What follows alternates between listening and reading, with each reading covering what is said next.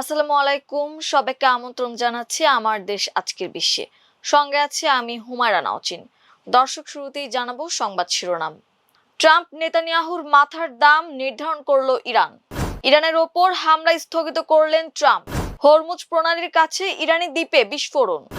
নতুন প্রস্তাবকে যুক্তরাষ্ট্রকে যেসব শর্ত দিয়েছে ইরান। চিকেন স্নেক নিয়ে শুভেন্দু সরকারের নতুন সিদ্ধান্ত। বাংলাদেশিদের জন্য নাগরিকত্বের নিয়ম বদলালো ভারত। দর্শক, শুনছিলেন শিরোনাম, এবারে বিস্তারিত। যুক্তরাষ্ট্রের প্রেসিডেন্ট ডোনাল্ড ট্রাম্প, ইসরায়েলের প্রধানমন্ত্রী বেঞ্জামিন নেতানিয়াহু এবং মার্কিন প্রতিরক্ষা বাহিনীর কেন্দ্রীয় কমান্ড সেন্টকমের শীর্ষ কমান্ডার ব্র্যাড কুপারের মাথার দাম নির্ধারণ করেছে ইরানের ইসলামী প্রজাতন্ত্রী সরকার। ইরানের জাতীয় নিরাপত্তা এবং পররাষ্ট্র নীতি বিষয়ক পার্লামেন্টারি কমিটির চেয়ারম্যান ইব্রাহিম আজিজির বরাত দিয়ে এক প্রতিবেদনে এ তথ্য জানিয়েছে ব্রিটিশ সংবাদ মাধ্যম Telegraph UK. Telegraph UK Ibrahim Azizi জানিয়েছেন, ট্রাম্প, নেতানিয়াহু এবং কুপার তিনজনের মাথার দাম নির্ধারণ করা হয়েছে 5 কোটি ইউরো বা $5,80,83,000। যে বা যারা এই তিনজনকে নরকে পাঠাতে পারবে তারা হবেন এই পুরস্কারের হকদার। পার্লামেন্টে counter action by military and security forces of the Islamic Republic নামে একটি বিল তৈরি করা হচ্ছে। সেখানে সংবিধিবদ্ধভাবে এই পুরস্কারের ব্যাপারটি উল্লেখ করা হয়েছে। বিলটি আইনে পরিণত হলেই এ ব্যাপারে আনুষ্ঠানিকভাবে ঘোষণা দেওয়া হবে।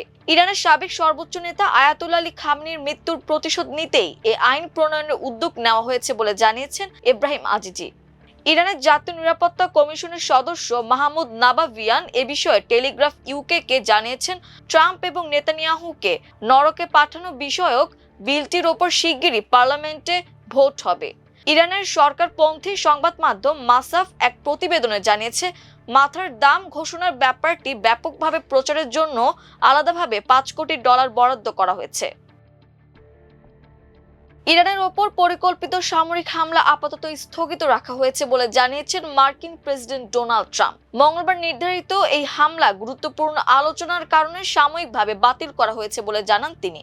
সামাজিক যোগাযোগ মাধ্যমে দেওয়া এক পোস্টে ট্রাম্প বলেন, মধ্যপ্রাচ্যের কয়েকটি মিত্র দেশের নেতাদের অনুরোধে তিনি এই সিদ্ধান্ত নিয়েছেন। একই সঙ্গে তিনি সতর্ক করে বলেন, আলোচনায় গ্রহণযোগ্য কোনো চুক্তি না হলে যে কোনো সময় ইরানের বিরুদ্ধে বড় ধরনের সামরিক অভিযান চালাতে প্রস্তুত রয়েছে যুক্তরাষ্ট্রের সেনাবাহিনী। তিনি আশাবাদ ব্যক্ত করে বলেন, যুক্তরাষ্ট্রের কাছে খুবই গ্রহণযোগ্য একটি চুক্তি হওয়ার সম্ভাবনা রয়েছে, যার মাধ্যমে নিশ্চিত করা হবে যে ইরানের কাছে কোনো পারমাণবিক অস্ত্র থাকবে কিনা।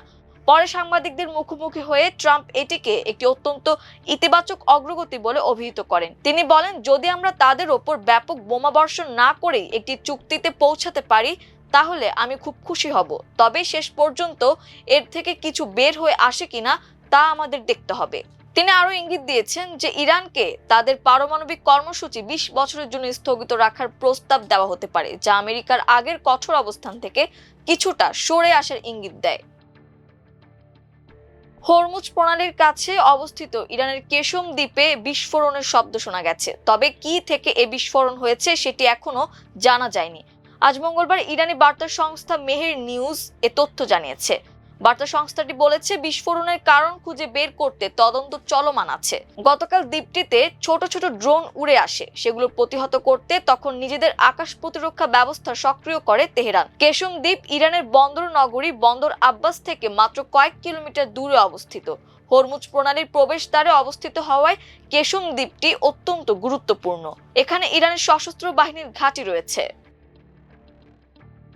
স্থায়ীভাবে যুদ্ধ বন্ধে যুক্তরাষ্ট্রের কাছে নতুন করে প্রস্তাব পাঠিয়েছে ইরান। এতে কিছু শর্ত দিয়েছে তেহরান। ইরানের উপপররাষ্ট্র মন্ত্রী কাজেম ঘারিবাবাদি এসব শর্ত মঙ্গলবার প্রকাশ করেছেন। ঘারিবাবাদি বলেছেন, তারা শর্ত দিয়েছেন লেবানন সহ সব ফ্রন্টে একসঙ্গে যুদ্ধ বন্ধ করতে হবে। ইরানের কাছাকাছি অঞ্চলে অবস্থানরত যুক্তরাষ্ট্রের সব সেনাকে প্রত্যাহার করে নিতে হবে। যুক্তরাষ্ট্র ও ইসরায়েল যুদ্ধের সময় যে ক্ষতি করেছে সেগুলো সংস্কার করে দিতে হবে। এর সঙ্গে ইরানের ওপর থেকে অর্থনৈতিক নিষেধাজ্ঞা, জব্দ করে রাখা বৈদেশিক মুদ্রা এবং মার্কিন নৌবাহিনী নৌ অবরোধ প্রত্যাহারের শর্ত দেওয়া হয়েছে বলে জানিয়েছেন তিনি।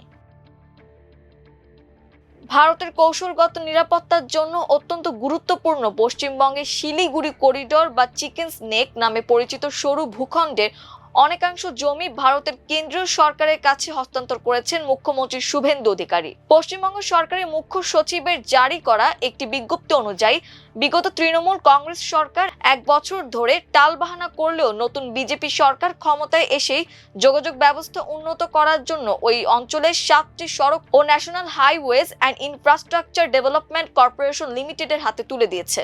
এতদিন পর্যন্ত রাজ্য সরকারের পূর্ত দপ্তরের হাতেই এই সড়কগুলো দেখভালের দায়িত্ব ছিল। এই 7টি সড়কের মধ্যে 5টি সরাসরি শিলিগুড়ি করিডোরের মধ্য দিয়ে গেছে। এখন এই হস্তান্তরের ফলে রাস্তাগুলোর সম্প্রসারণ মেরামতের কাজ দ্রুত শুরু হবে বলে মনে করছেন বিশেষজ্ঞরা। আর সামরিক পর্যবেক্ষকদের মতে রাস্তার সম্প্রসারণ হলে ওই অঞ্চলে সড়ক পথে সামরিক অভিযান অনেক সহজ এবং দ্রুত হবে। ভৌগোলিক দিক থেকে চিকেন স্নেকের অবস্থান ভারতের জন্য অত্যন্ত গুরুত্বপূর্ণ, কারণ 3টি আন্তর্জাতিক সীমান্তের কাছে অবস্থিত এই ভূখণ্ডটি সবচেয়ে সরু, যেখানে তার দৈর্ঘ্য মাত্র 22 কিলোমিটার।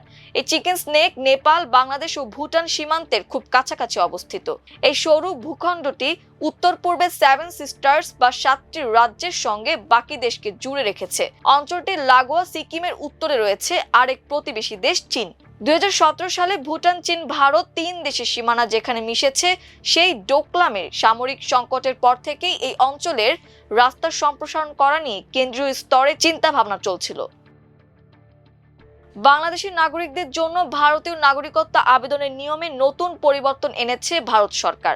এখন থেকে আবেদনকারীদের নিজ দেশের পাসপোর্টের অবস্থা সম্পর্কে বিশেষ ঘোষণা দিতে হবে। পাকিস্তান ও আফগানিস্তানের নাগরিকদের জন্য একই নিয়ম চালু করেছে দেশটি। মঙ্গলবার টাইমস অব ইন্ডিয়ার এক প্রতিবেদনে এ তথ্য জানানো হয়েছে। ভারতের স্বরাষ্ট্র মন্ত্রণালয়ের জারি করা এক গেজেট বিজ্ঞপ্তিতে বলা হয়, নাগরিকত্ব বিধিমালা সংশোধন করে নতুন একটি শর্ত যুক্ত করা হয়েছে। নতুন নিয়ম অনুযায়ী আবেদনকারীর কাছে বাংলাদেশ, পাকিস্তান বা আফগানিস্তান সরকারের ইস্যু করা বৈধ ও মেয়াদ উত্তীর্ণ কোনো পাসপোর্ট থাকা যাবে না। তবে কারো কাছে সক্রিয় পাসপোর্ট থাকলে তাকে পাসপোর্ট নম্বর, কোথায় ও কবে ইস্যু করা হয়েছে এবং মেয়াদ শেষ হওয়ার তারিখ সহ বিস্তারিত তথ্য জমা দিতে হবে। এছাড়া নাগরিকত্ব আবেদন অনুমোদনের 15 দিনের মধ্যে সংশ্লিষ্ট ডাক বিভাগের জ্যেষ্ঠ সুপারিনটেনডেন্ট বা সুপারিনটেনডেন্টের কাছে বৈধ বা মেয়াদ উত্তীর্ণ পাসপোর্ট জমা দেওয়ার ঘোষণাও দিতে হবে আবেদনকারীদের। ভারতের নাগরিকত্ব বিধিমালা 2009-এ এই সংশোধন আনা হয়েছে বলে জানিয়েছে দেশটির স্বরাষ্ট্র মন্ত্রণালয়। দর্শক, এই ছিল আমার দেশ আজকের বিশ্বে। এতক্ষণ আমাদের সঙ্গে থাকার জন্য অসংখ্য ধন্যবাদ। আল্লাহ হাফেজ।